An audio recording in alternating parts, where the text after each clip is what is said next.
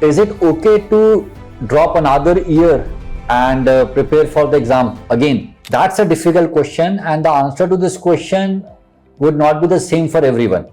Let us try to understand the different scenarios in which it is okay to do it and the scenarios in which I would advise you not to do it. First and probably the foremost question is, do you still have the will to study again? Or do you feel motivated when you consider that idea of studying again? Say you prepared for the NEET PG 25, it did not go your way for whatever reason, and for some time you were confused, and now you are thinking, should I study again or get whatever I will be getting in the counseling? Ask yourself that today when you ponder on that question, do you get that energy that yes, I can study or I should be studying? Or is it that again the same thing, it is not for me? This is perhaps the most important question, because if you feel that you don't have any energy left and if you don't have that zeal, then there's no point. Then just take whatever you're getting and move ahead in life. Because as you continue with your career, more and more things tend to open up. So if you have lost the will to study, that's it. There is no point even watching this video more. Now, say you have the will to study. Second question is, was the last attempt your best attempt? Do you really know what else can you do that you did not do the last time?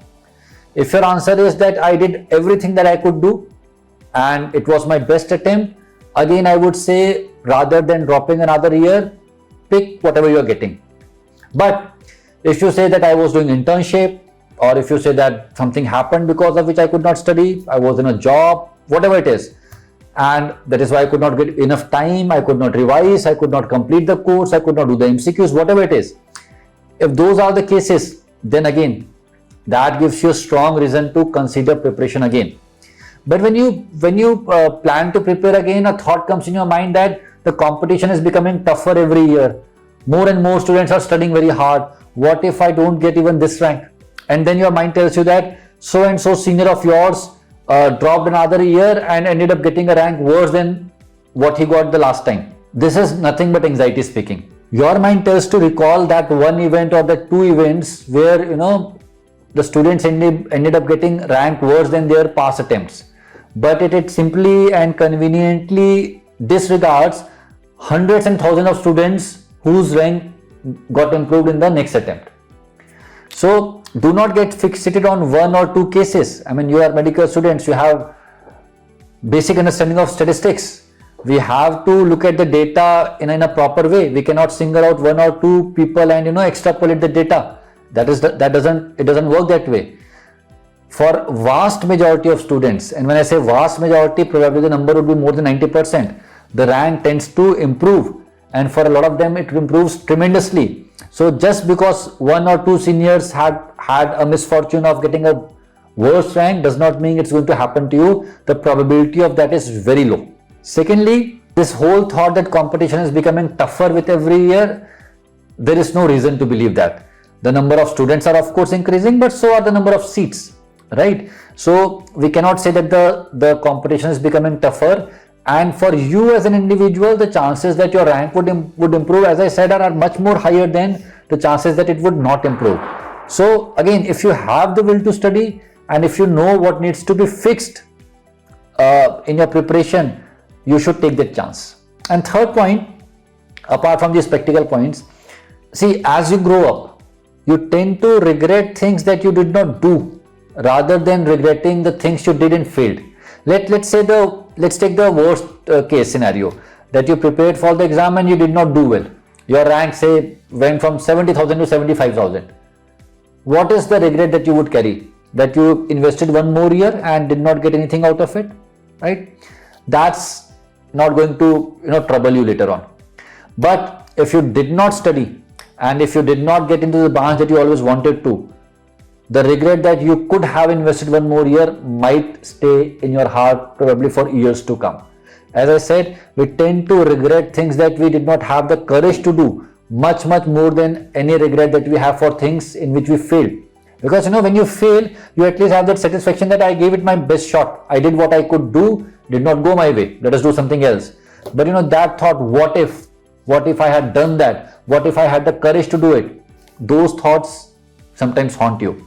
But what about spending another year? Aren't you getting older and spending one more year? Isn't it everything just getting late? No, it's not. Medical careers continue till probably the end years of your life. Doctors don't retire usually.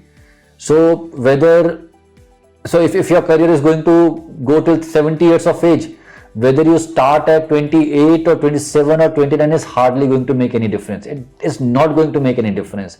So that 1 year will get wasted. That is a point that does not even deserve pondering upon, because it is immaterial, right? So exams getting tougher, competition becoming tougher, 1 year getting wasted. No, my parents want me to take a seat. Again, not a valid reason for you to settle down.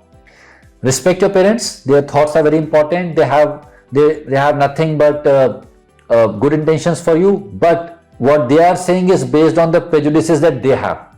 What they are saying is based on the limited information that they have. Even if they are doctors, probably what they are saying is from their experience from when they were students, which may not be relevant today.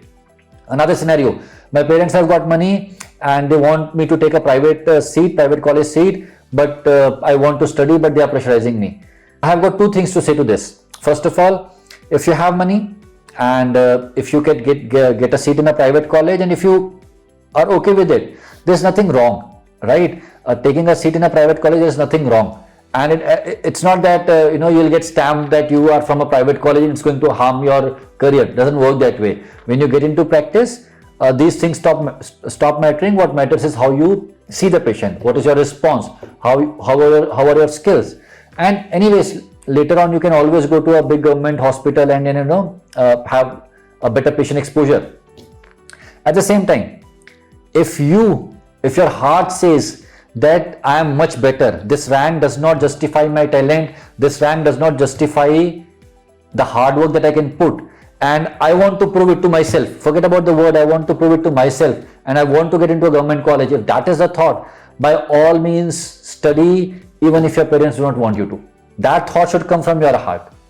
And then see, bet on yourself. You have to learn to bet on yourself. Even if things do not go your way, you will end up feeling satisfied later on, right? You want to go into a government college, your parents want to go into a private college, you have the energy to study, you have a plan how you're going to study by all means. Bet on yourself, back yourself up, have confidence in yourself. Do it in that case, but it has to come from within. So taking a private college seat is also fine in certain circumstances, and refusing to take it even when you have the financial backing and even when your parents want to take it is also perfectly fine, depending upon how you feel about it. So this decision is never a straightforward decision, but personally I'm always of the opinion that if you have the energy to struggle for one more year or a couple of months, and if you have a clear goal, taking that chance is much better than having that regret of not doing it and later having a thought that what if I had done it, right? So I hope I was able to share my thoughts on both the aspects, where you should be doing it, where you shouldn't be doing it, and probably it will help you take a decision. May God bless you all. Best wishes.